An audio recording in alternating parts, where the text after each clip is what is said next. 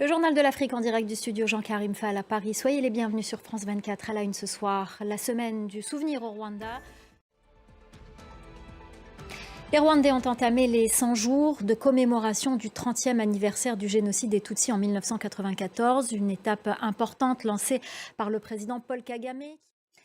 Et puis le président français qui a, comme prévu, posté une vidéo sur les réseaux sociaux n'a finalement pas affirmé que la France aurait pu éviter le génocide des Tutsis de 1994 au Rwanda. Cette phrase ne figurait pas dans son message aux Rwandais. S'agissait-il d'un rétropédalage ou d'un malentendu? La question a été posée au ministre français des Affaires étrangères, Stéphane Séjourné.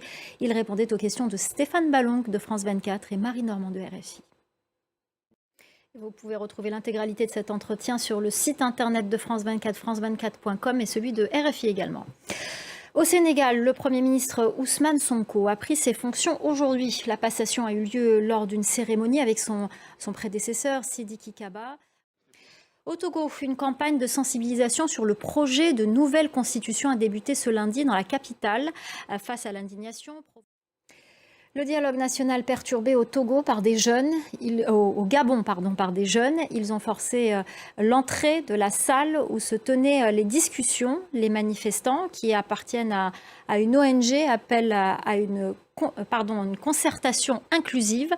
Le comité d'organisation du dialogue estime que le site où a lieu la concertation dans le nord de Libreville a des capacités d'accueil très limitées. Les explications d'Ismaël Obiangze.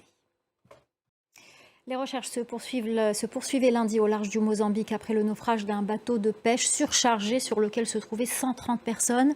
Des familles qui avaient embarqué pour fuir après des rumeurs d'épidémie de choléra. Le bilan fait état d'au moins 97 morts, parmi lesquels des enfants. Laurent Berstecher. Connaissez-vous Harar? Il s'agit de la ville sacrée de l'islam sur le continent africain. Elle se situe dans la partie orientale de l'Éthiopie. Cette cité compte 83 mosquées, dont 3 datant du Xe siècle et 102 sanctuaires. Harar était fermée au monde extérieur jusqu'à son intégration à l'Éthiopie en 1887. Elle devient ensuite un comptoir marchand ouvert sur le monde. Immersion avec notre correspondante dans le pays, Clotilde Hazard. Voilà, c'est la fin du Journal de l'Afrique. Merci aux équipes en régie, merci à notre chef d'édition Elom Toblé, merci à nos correspondants et merci à vous pour votre fidélité. Restez avec nous, l'info continue sur France 24.